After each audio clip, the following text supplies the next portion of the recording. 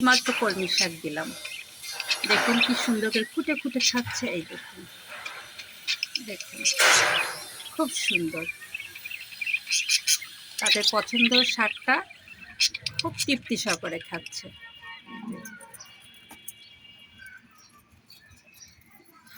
বাকিদের দেখুন, তারাও খাচ্ছে। দেখুন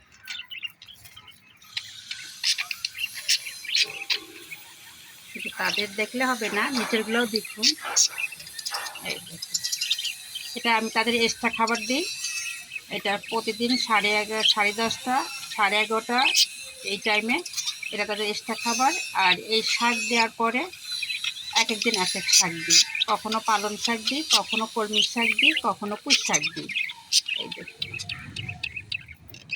জাদুমণিরা কত সুন্দরভাবে খাচ্ছে। দেখুন।